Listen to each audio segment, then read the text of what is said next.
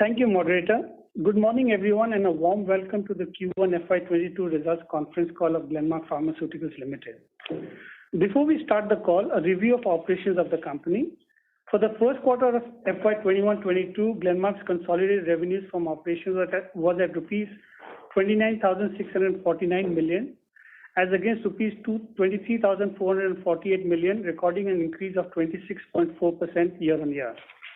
Onto the businesses. First, the India business. Sales from the formulation business in India for the first quarter of FY21-22 was at rupees 12,250 million, recording a growth of 57.1% year-on-year. Q1 FY22 was a landmark quarter for the India business, with both the COVID and non-COVID portfolios of the company performing well. The India business outperformed industry growth, continuing the trend of the past several years. As per IQVIA MAT June 21, Glenmark's India business recorded growth of 35.4% as compared to the IPM growth of 14.7%. Glenmark's India formulations is ranked 13th, an increase of one rank with market share of 2.6% as compared to 2.24% in Q1 last year. Glenmark is the fastest growing company amongst the top 20 companies on a MAT June 2021 basis. Glenmark is ranked number 1 in antivirals, number 2 in derma, 4 in respiratory and 6 in the cardio market in India. The company launched 7 new products during the quarter. Glenmark's novel patent protected and globally researched sodium glucose co-transporter 2 inhibitor remogliflozin continues to do well in India. Total remogliflozin sales, including brand extensions, grew strong double digits during the quarter. Glenmark has recently signed an exclusive long-term agreement with Canadian biotech Sanotize to commercialize nitric oxide nasal spray for COVID-19 treatment in Indian and other Asian markets. Studies have shown that the nitric oxide nasal spray is safe and highly effective in reducing viral load in COVID-19 patients and reduces onward transmission. Phase 3 clinical trial is expected to be completed, followed by commercial launch under the brand name Fabi Spray in India later during the calendar year. During the quarter, Glenmark became one of the first companies in the world to launch Ryaltris AZ nasal spray, a novel fixed-dose combination of mometasone furoate and azolestine for the treatment of moderate to severe allergic rhinitis in India for patients above 12 years of age. Launched at an affordable cost, the product provides a far more convenient, cost-effective treatment option in the country and reinforces the company's strength in its respiratory franchise. Consumer care business. Secondary sales of Glenmark's consumer care business grew by 24% year-on-year during the quarter. Candid Powder recorded its highest ever secondary sales in June 21. Similarly, La Shield and Scalp Plus both recorded their highest secondary sales in the quarter. The company also successfully launched Candid Cream during the quarter, which is available in more than 30,000 outlets currently. Coming to North America, North America registers revenues from the sale of finished dosage formulations of rupees 7878 million in Q1 FY22, recording a growth of 6.1% year-on-year. On a constant currency basis, the revenues have grown 8.5% year-on-year during the quarter. In Q1 FY22, Glenmark was granted final approval and launched theophylline extended release tablets 300 mg and 450 mg. Glenmark has been granted a competitive generic therapy CGT designation for theophylline extended release tablets 450 mg. With this approval, Glenmark is the first approved applicant for such competitive generic therapy and is eligible for 180 days of CGT exclusivity upon commercial marketing of the 450 strength. Glenmark also received approval and launched Arformoterol Tartrate inhalation solution. Arformoterol is manufactured at the company's North America manufacturing facility based in Monroe and marks the company's first nebulizer approval. In addition, Glenmark launched the previously approved product Rufinamide tablets as one of the first available generics on the market. The company filed 8 ANDA applications with the US FDA, including 3 filings from Monroe, and is on track to file 18 to 20 ANDAs in FY22, including 4 to 5 filings from Monroe. Glenmark's marketing portfolio through 30th June 2021 consists of 172 generic products authorized for distribution in the US market. The company currently has 44 applications pending in various stages of the approval process with the FDA, of which 21 are Para 4 applications. Talking about the ROW regions, for the first quarter of FY22, revenues from ROW region was at rupees 2686 million, recording growth of 26.7% year-on-year. In Russia and CIS markets, the company is witnessing recovery, with secondary sales having grown 42% year-on-year in the region. In Russia, as per Q1 IQVI, Glenmark's revenues grew 29% in value terms vis-a-vis the 13.2% growth in the overall retail market. Also during the quarter, the company successfully commercialized Ryaltris in Russia with indications of seasonal and perennial allergic rhinitis in patients over 12 years of age, strengthening our respiratory franchise in the market. Secondary sales of the company grew 20% year-on-year during the quarter in Asia, with strong growth in key markets like Philippines and Sri Lanka. The company also witnessed recovery in the Middle East Africa region with secondary sales growth of 52% year-on-year, with growth witnessed in markets like Kenya, South Africa, and Saudi Arabia. Europe. Glenmark's European operations group was at rupees 3059 million, recording a growth of 11.7% year-on-year. The company witnessed a mixed performance in the Western European region. While growth was affected by continued COVID restrictions in some countries, key markets like UK and Netherlands witnessed positive growth. The Central Eastern European region witnessed healthy growth across most key markets. In line with our global focus on the respiratory segment, Glenmark became one of the first generic companies to successfully launch tiotropium dry powder inhalation, the bioequivalent version of Spiriva HandiHaler, under the brand name of Tiogiva in the UK during the quarter. The company has a strategic exclusive in-licensing agreement to market Tio DPI in Western Europe and is planning subsequent launches of the product across markets in Western Europe. In this quarter, Glenmark concluded the DCB procedure for Ryaltris in Europe, enabling approval in 17 countries across EU and UK, with launch planned in the current year. Latin America. Glenmark's revenue from its Latin American Caribbean operations was at rupees 675 million in the quarter, recording growth of 2.5% year-on-year. Revenue growth was impacted by Brazil, where the market remained challenging due to the pandemic. However, we have begun to witness recovery in this region, with most of the other markets recording positive growth momentum during the quarter, including Mexico, which grew 63% year-on-year during the quarter. Glenmark's specialty and innovative R&D pipeline. We'll start with Ryaltris. Ryaltris is currently under review with the FDA as a treatment for seasonal allergic rhinitis in the USA. Glenmark's response to the agency's CRL was submitted to the FDA in July 21, with the PDUFA goal date in Q4 FY22. In April 21, Glenmark concluded the DCP procedure in Europe, enabling approval in 17 countries across EU and UK, with potential launch in key markets in H2 FY22. During this quarter, Glenmark also received regulatory approval for Ryaltris in Zambia, Ecuador, and Peru. Ryaltris sales continue to progress well in Australia, South Africa, Ukraine, and Uzbekistan. In Q1 FY22, Glenmark's partner in China, Grand Pharmaceutical Company Limited, finalized the phase 3 protocol for China and submitted the IND application in July 21.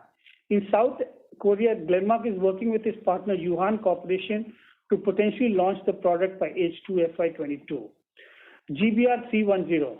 Glenmark has had announced successful phase 1 results for GBR310 that suggests similarity in pharmacokinetic, pharmacodynamic, safety, and immunogenicity profiles between GBR310 and the reference product omalizumab, marketed in the US under the brand name Xolair.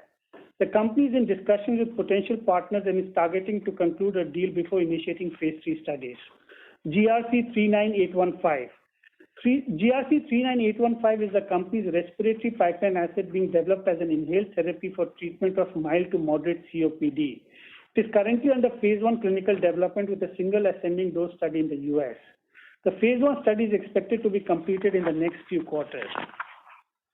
GRC17536. GRC17536 is the company's pain pipeline asset being developed as an orally administered treatment for pain in patients with painful diabetic peripheral neuropathy.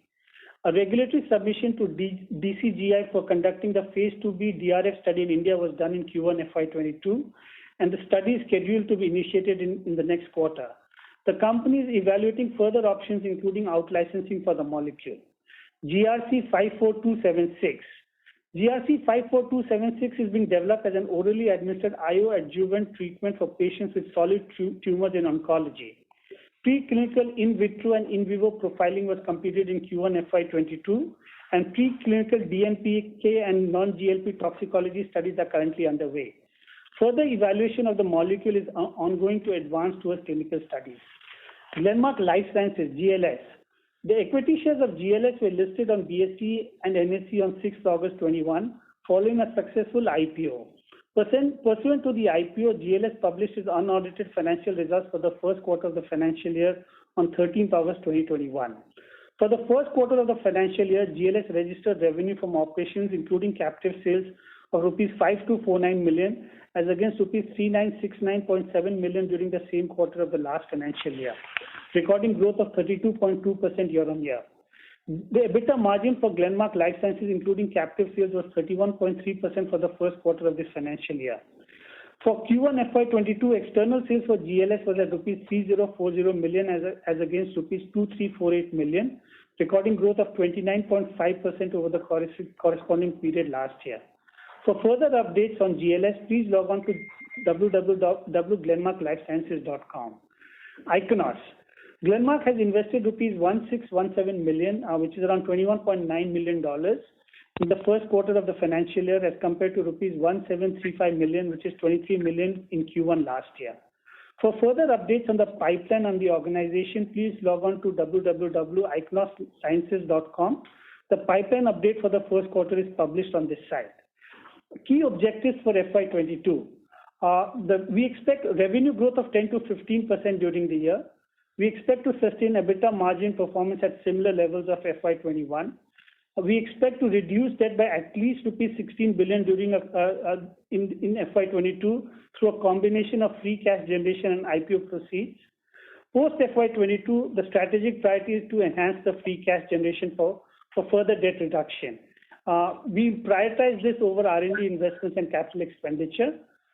We also expect to close 1 to 2 out-licensing agreements in Ichnos during the financial year. Some notes before we open for Q&A. The India formulation revenues includes rupees 350 crores of FabiFlu sales with EBITDA of rupees 70 crores during the quarter. Forex gain for the quarter was at rupees 38.9 crores as against rupees 40 crores last year, which is recorded in other income. Gross debt for the period ending 30th June 2021 was at rupees 4636 crores as compared to rupees 4687 crores as on 31st March 2021. The net debt for the period ending 30th June 2021 was at rupees 3444 crores as compared to rupees 3549 crores as on 31st March 2021. The total net debt reduction was at rupees 105 crores. And this is after adjusting for one-time expenditure of around 40 crores in ABCD Technologies and around $7.5 million as premium on prepayment of FCCBs during the quarter. Inventory for the period ending 30th June 2021 was at rupees 2426 crores as compared to 2277 crores as on 31st March 2021. Receivables for the period ending 30th June 2021 was at rupees 2601 crores as compared to rupees 2,572 crores as on 31st March 2021. Payables for the period ending 30th June 2021 was at rupees 2354 crores as compared to rupees 2238 crores as on 31st March 2021. The total asset addition in the quarter was at rupees 165 crores, of which the tangible asset addition was around 105 crores. The R&D expenditure for the first quarter was around 284 crores, which is around 9.57% to the total net sales for the first quarter. Before we open the floor for Q&A, I would like to introduce the management of Glenmark Pharmaceuticals on the call. We have Mr. Glenn Saldanha, Chairman and Managing Director, Mr. V.S. Mani, Executive Director and Global Chief Financial Officer, and Mr. Robert Crockart, Chief Commercial Officer. With that, we'd like to open the floor for Q&A. Over to you, moderator. Thank you very much, sir. Ladies and gentlemen, we will now begin the question and answer session. Anyone who wishes to ask a question may please press star, then 1 on their touchtone telephone. If you wish to remove yourself from the question queue, you may press star, then 2. Participants are requested to use handsets while asking a question. Ladies and gentlemen, we will wait for a moment while the question queue assembles. To ask a question, please press star, then 1.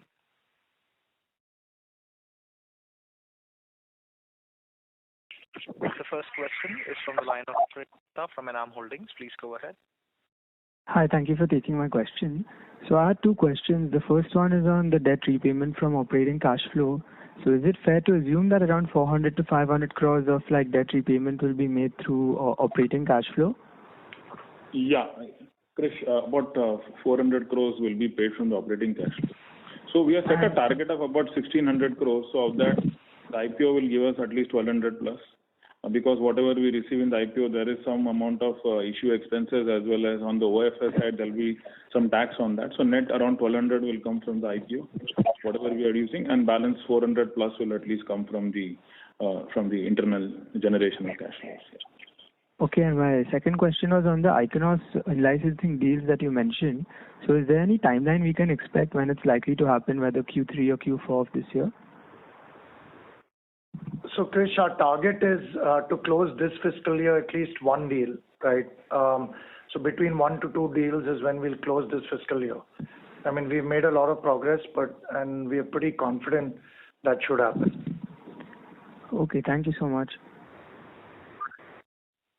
Thank you. Participants, to ask a question, please press star, then 1.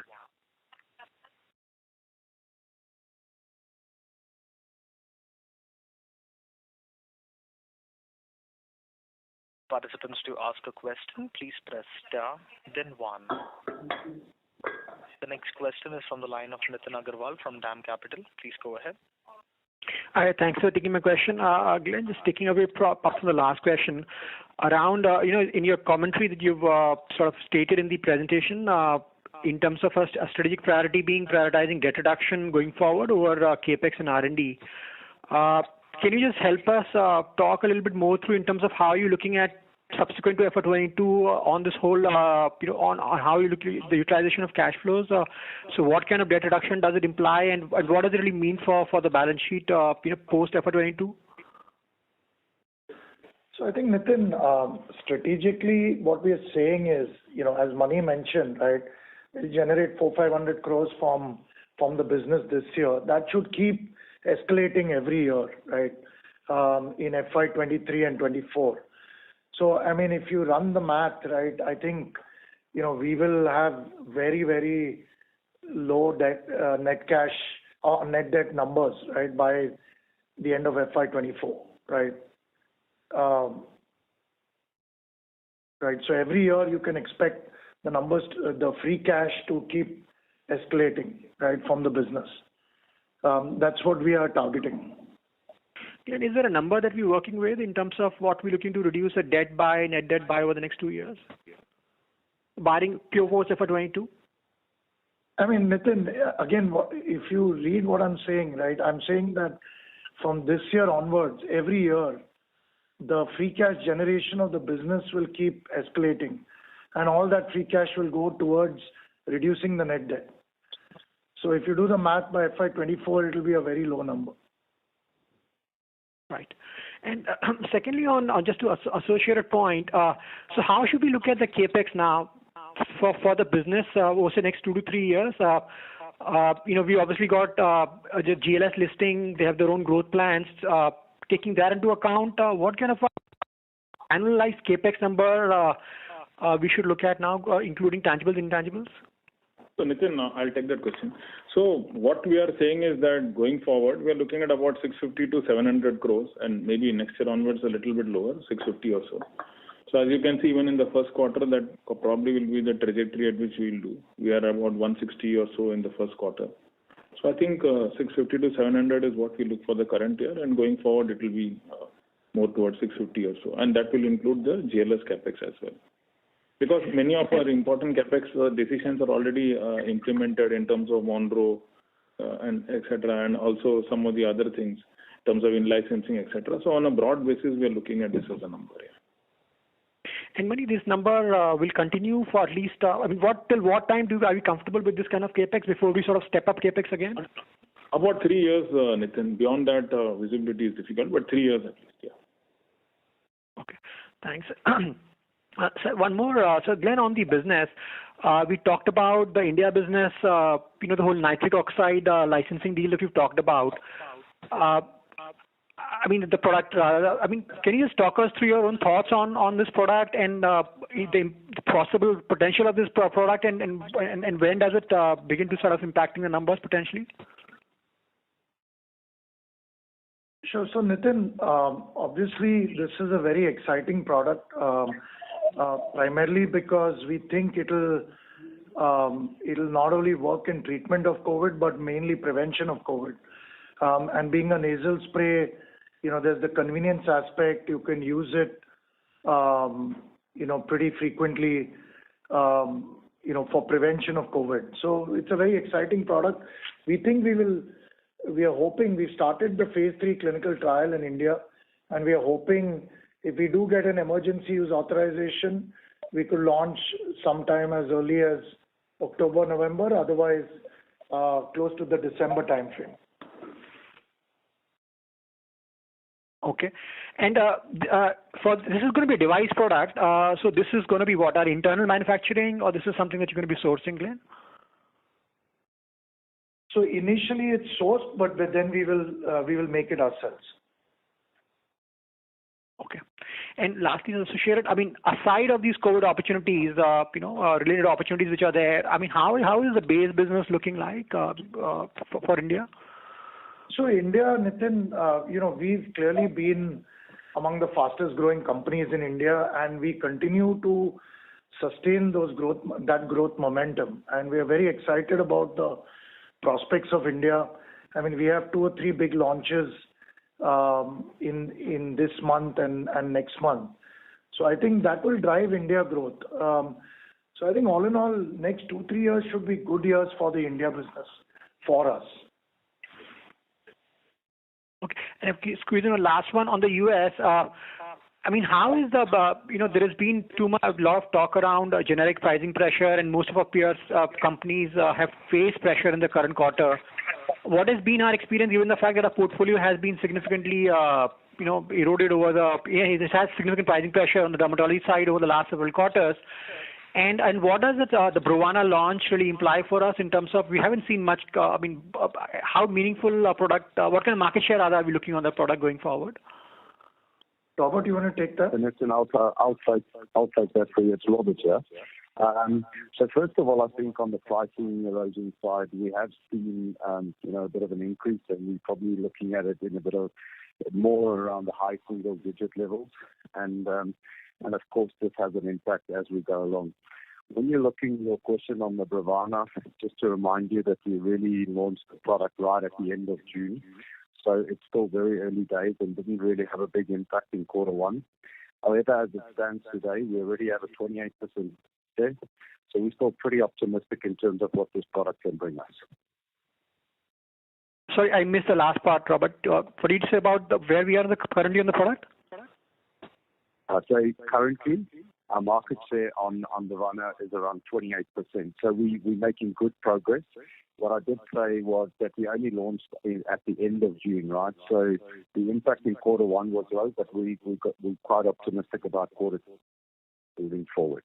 Hope you got that. Oh, got it now. And secondly, just to conclude that, how do you see the approvals for the rest of the year? Nitin, you can assume every year we will have about 10-12 approvals, right?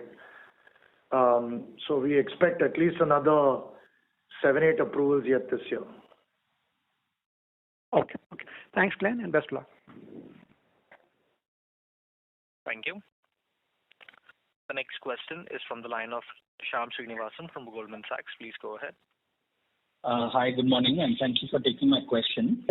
Just the first one, I missed the data point on India growth, excluding FabiFlu. So we did around 350 crores of Fabi in the quarter. Mm-hmm. So excluding that, the growth is around 12 to 13%.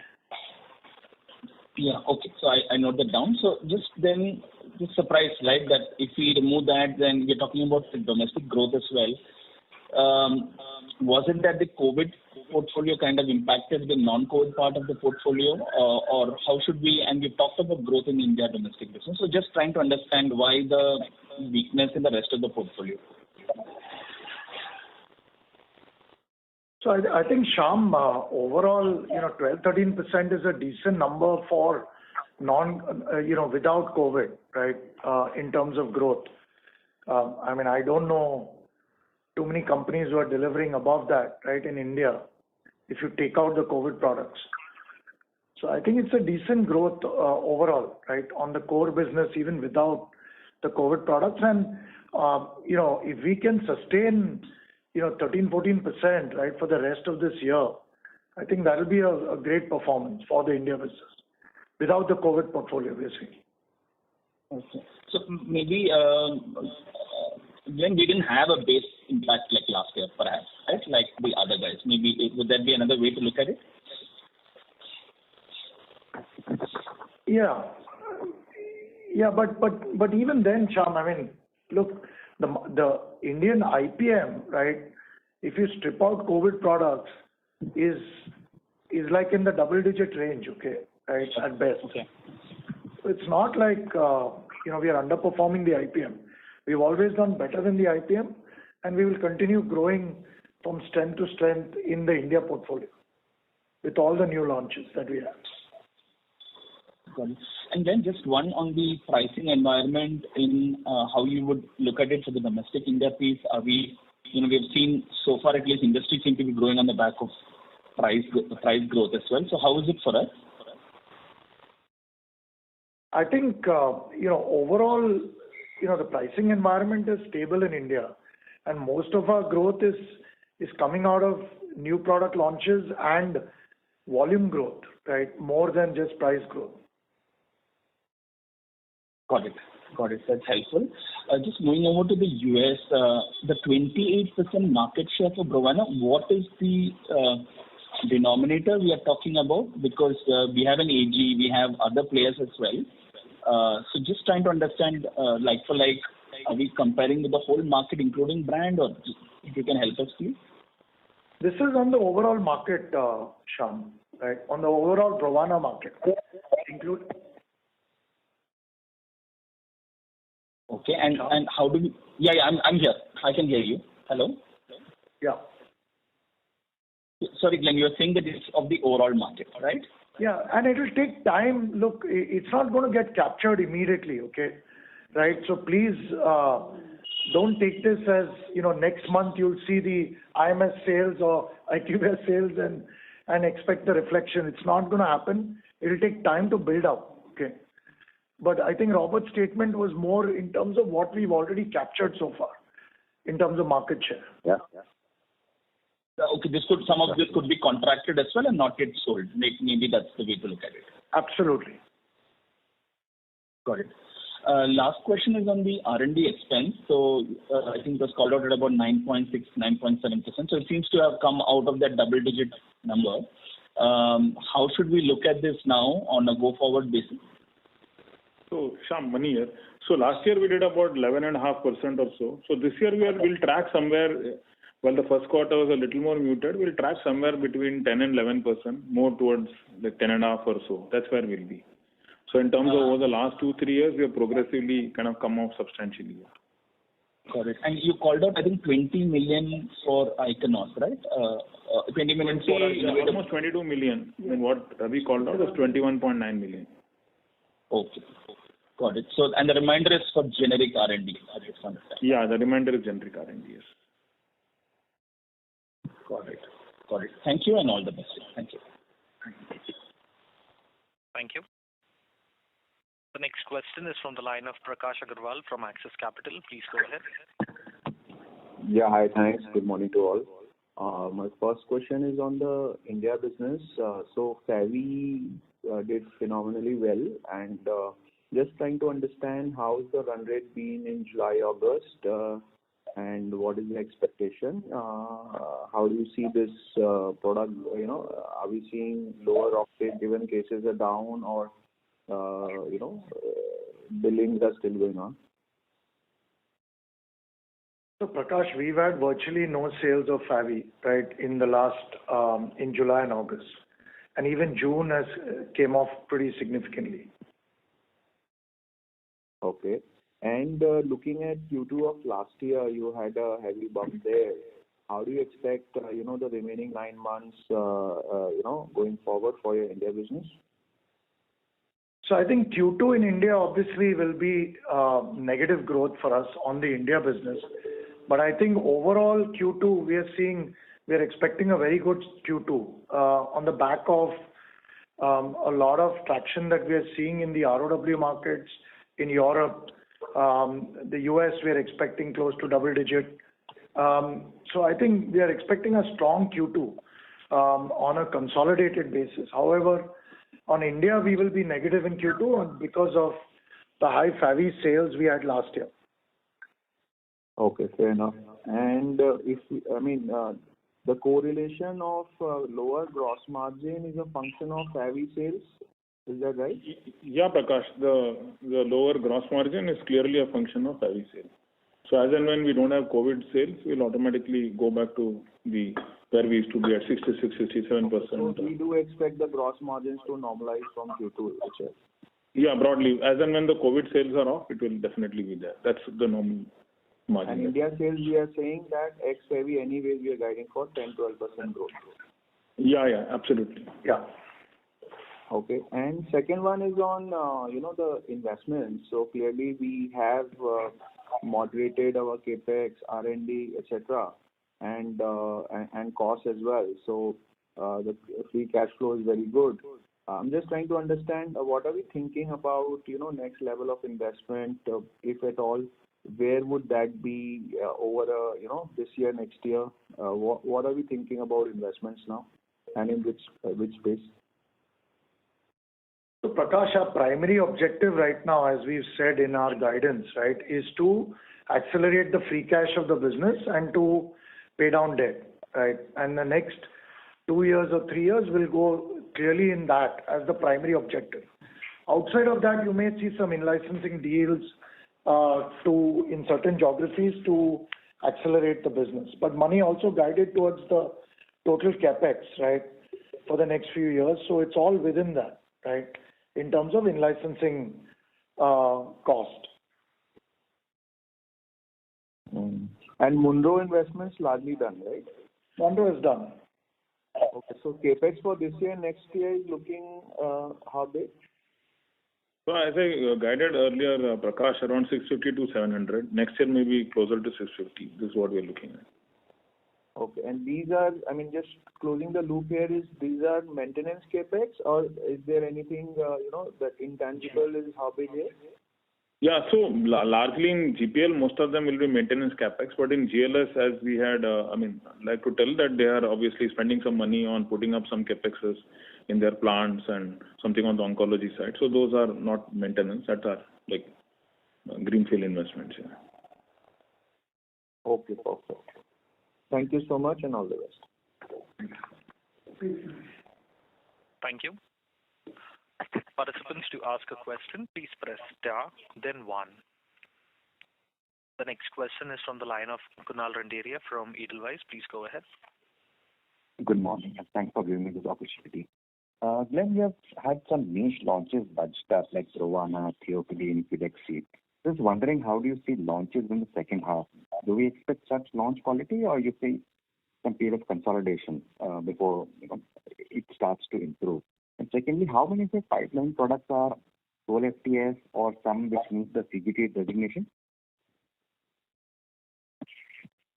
So I think it's hard to guide towards launches, right? At Glenmark, we never guide towards any specific launches because there's still a lot of uncertainty in terms of the approvals.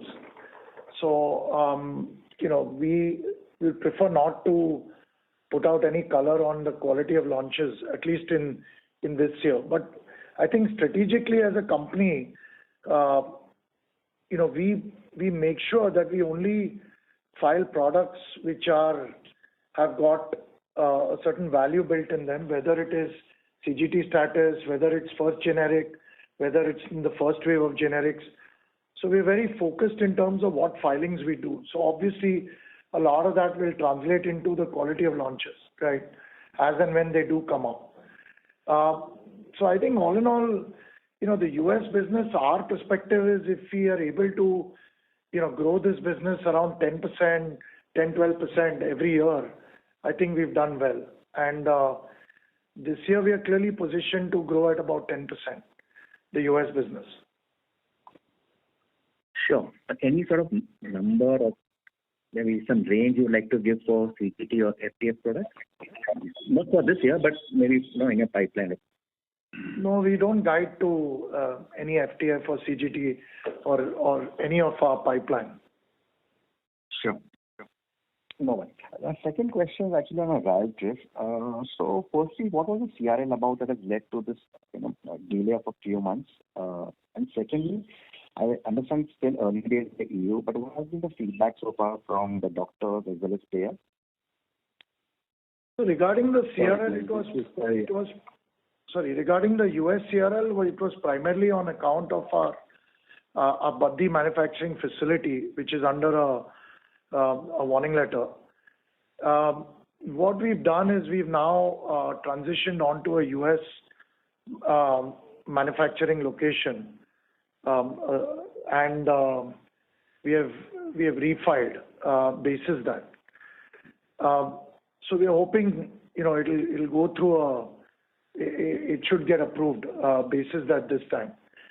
Regarding the response of doctors has been very positive. I think the product has beaten all our expectations in the markets where we've launched it. So be it South Africa, Australia, Ukraine, we are launching in Russia. So the feedback is really very positive, and we are hoping to launch in Europe starting in Q3 of this year. So all in all, it should be a big product for the company at a global level. And just one more, if I can squeeze in. You had mentioned that Spiriva market is around $750 million or so in Europe. So what is the kind of competition that we can expect here? Sorry, I missed the question. Can you just repeat that? So the Spiriva market you had mentioned, I think on one of our press release, that it is around $700 or $750 million in Europe. I'm wondering what kind of competition do you expect here? So we are expecting at least one more generic in the next 6 months, right? And that's the only visibility we have, right? And this is from not an Indian player. So one more generic is what we anticipate in the next 6 months. Right. And have you launched in all the markets? No, we've just started the launch process. It'll take us at least six to 9 months to even commercialize in all markets. Sure. So and I assume your coordinator will take just as long. Sorry, we couldn't understand your question. Kunal, your voice is not coming very clear. If you could just come closer to your phone. Yeah. I'm sorry about this. Will your competitor take just as long to commercialize? I mean, will they remain 6 to 9 months behind you in other markets too? Absolutely. I mean, that's the typical process in Europe. So you'll start country by country, and it typically takes that long to commercialize in most of the markets. Got it. Thank you very much, and all the best. Thanks. Thank you. The next question is from the line of Tushar Manudhane from Motilal Oswal. Please go ahead. Yeah. So just on this marketing promotional expenses, how do you see, has it been back to pre-COVID levels, at least for the branded generics market? So definitely on a broad basis, there are two parts to it. Okay, obviously the marketing expenses would be back to pre-COVID levels. And if you are referring to the other expenses line, obviously in the first half, normally it's a little lower than the second half. So on a full year basis, we'll be back to about 26% or so. We were close to that last year. We'll be slightly above that. Okay, so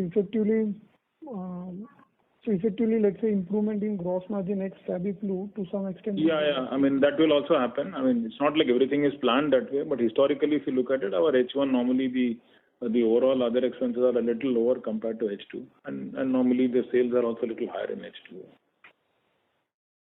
All right. Thanks. That helps. That's it from my side. Thank you. The next question is from the line of Harith Ahmed from Spark Capital. Please go ahead. Good morning. Thanks for the opportunity. On tiotropium DPI launch that we have done, this product has been licensed from whom, and what are the terms with this partner in terms of revenue share or profit share? So this is licensed from a European manufacturer, and I mean, we can't disclose the precise deal terms, but it's in license from a European manufacturer. Okay. And my second question is on Ichnos. Are there any data readouts that we should expect from the beet assets in the next 6 or 12 months? So just trying to understand some of the milestones that we should look forward to from Ichnos from a pipeline progress perspective. So Ichnos near term, as we've discussed, right, you should see some deal action on ISB 880 and ISB 830. Those are near term events. In addition, I think 1342, you should see a readout in the next 6 months is what we believe. If all goes well, we should have POC in the next 6 months. So I think these are the three, and 1442, the start of phase, the IND filing and start of phase 1. So these are the 4, inflection points for Ichnos in this year. Okay. Last one from my side. The seasonality that we see in some of our segments, especially ROW, EU and LATAM, this is on account of what exactly? I mean, is it because of our respiratory products and the seasonality that those products typically have? Or is there any other reason for the Q1 typically being weaker than fourth quarter? I think there are 2 things which are impacting the volatility in sales are purely because one is COVID is still around, okay, in many geographies, right? So there are still some lockdowns. There are still some geographies which are, getting impacted across the world. So that is one impact. Second is, of course, respiratory is a big franchise for us. Latin America particularly, we lost out heavily because of our respiratory sales coming off, right, during the COVID period. But I think, starting Q2 should be a good quarter for many, many geographies around the world, right? And that's what we are seeing on the ROW side. So strong traction coming out of ROW. Likewise, Europe also should come back to seeing good growth numbers from second quarter onwards. Got it. Thank you very much. Thank you. The next question is from the line of Alankar Garude from Macquarie. Please go ahead. Hi, good morning, everyone. Glenn, you mentioned about the next few years being good for the India business. So from a capital allocation perspective, are there any plans to increase our focus on India going forward? Well, I think, Alankar, we are anyway, growing this business above the market. The bulk of our focus today is on products, right? Making sure we get new products to the market and making sure we continue to gain market share in the segments which we operate, which is mainly dermatology, respiratory, cardiovascular and diabetes, right? The 4 segments, and oncology. So, these are the segments we are driving. And I think the bulk of our focus is on bringing new products to market and trying to gain share through the product route as opposed to, large field force expansions and further capital investments in the India business. Understood, Glenn. And my second question is to Robert. So I would assume our US portfolio concentration would have come down quite a bit over the past few years. Any color you can provide on what would be the sales contribution from our top 10 products in the US now versus what it was, say, 3-4 years back? Well, to be honest, we've all seen that if you just look at our portfolio as a whole today, the biggest portion of our portfolio, we are a number 1, 2, or 3 player in the top 3 players. So proportionately still, our top 10 products will still bring in a very high proportion of our business from a weighted perspective. But has that number come down over the last few years, or it's pretty much intact? No, it's come down along. Pretty much intact. I mean, the shares are high, okay? Just to add to what Robert is saying, Alankar. Market shares are high, but in terms of value to the overall business, we don't have a single product which is more than, let's say, 15 million in sales. So it's a very diversified business today. Understood. Thanks and all the best. Thank you. The next question is from the line of Charulata Gaidhani from Dalal & Broacha. Please go ahead. Yeah. My question pertains to the agreement with Sanotize. By when do you expect, I mean, if you could give some details of the trial and the timelines of launch? So the trial is underway. I think it's a 250-300 patient trial that we are running in India, and we are hoping.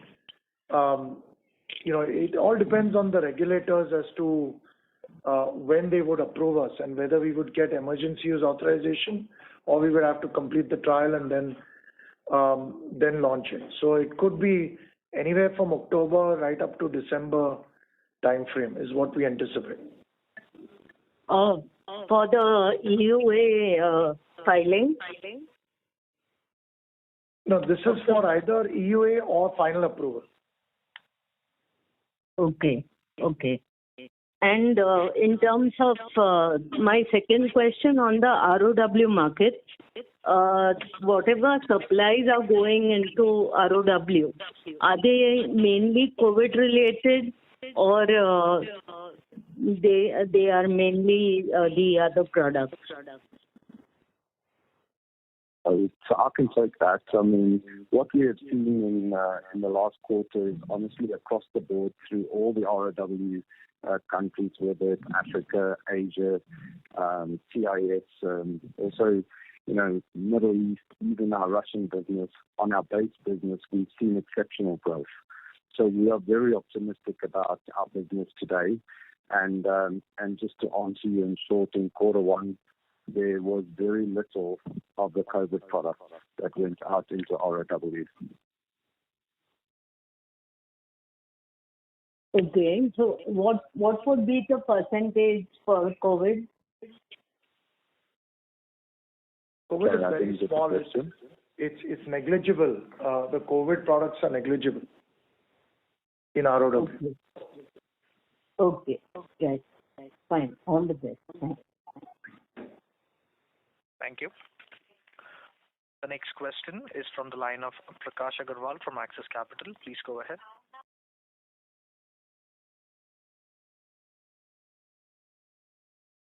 Prakash Agarwal from Axis Capital, your line is unmuted. Please proceed with your question. Yeah, hi. Sorry, I was on mute. Just wanted to understand the margin guidance better. So this quarter, particularly gross margin and EBITDA margin marginally lower because of higher COVID-related sales. Next quarter, you talked about, Europe and LATAM bouncing back, plus US high margin product, Brovana is there. So, I'm just trying to think that 19-20% is definitely in the bag. So would you be also, do we have upside risk on this? You expect better margins going forward? Prakash, we would like to guide to a 19 to 20% margin, 19 plus. And if we get anything better, that's a bonus. We would, because as you know, there are COVID times, there are uncertainties. So we would like to guide to a 19%. The GC, obviously, as I guided earlier, we always have a 66-67% GC. If there is no COVID sales, automatically it goes back there. Yeah, that's how it trends. No, but are you baking in higher costs going forward for the rest 9 months, or how should we? The other expenses, as I explained, for a full year basis, if you look at it, it is almost about 26% plus. In this quarter, it was a little lower. As I also informed earlier that the first half normally it's a little bit lower and it builds up in the second half as we get to looking at launches, etc. So on an overall basis, what I can guide to you is to say that we would do a EBITDA margin of 19 plus. Okay, that would be right. Okay, perfect. And secondly, I missed one point on the 1 or 2 launches, which I think Glenn said in India business, large launches. What would those be? Prakash, we can't mention, but I think you'll see it in the next 2-3 months, right? We have some ongoing launch activities on multiple products. I think in the next 2-3 months it'll be evident. So are these the core diabetes franchise, or these are?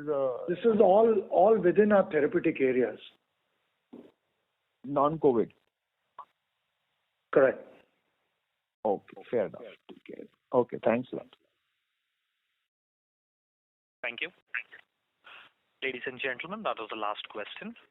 I now hand the conference over to Mr. Ravi Agarwal for closing comments. Yeah, thank you, moderator. We will read the disclaimer before we end. The information, statements, and analysis made in this presentation describing the company or its affiliates' objectives, projections, and estimates are forward-looking statements. These statements are based on current expectations, forecasts, and assumptions that are subject to risks and uncertainties, which could cause actual outcomes and results to differ materially from those statements depending upon economic conditions, government policies, and other incidental factors. No representation or warranty, either expressed or implied, is provided in relation to this presentation. This presentation should not be regarded by recipients as a substitute for the exercise of their own judgment. The company undertakes no obligation to update or revise any forward-looking statements, whether as a result of new information, future events, or otherwise. With this, we end the call today. A very big thank you to all of you for joining us on the call. Thank you very much. Ravi, Ladies and gentlemen, call Samir. Yeah, just tell him like that. Thank you all for joining us, and you may now disconnect your lines.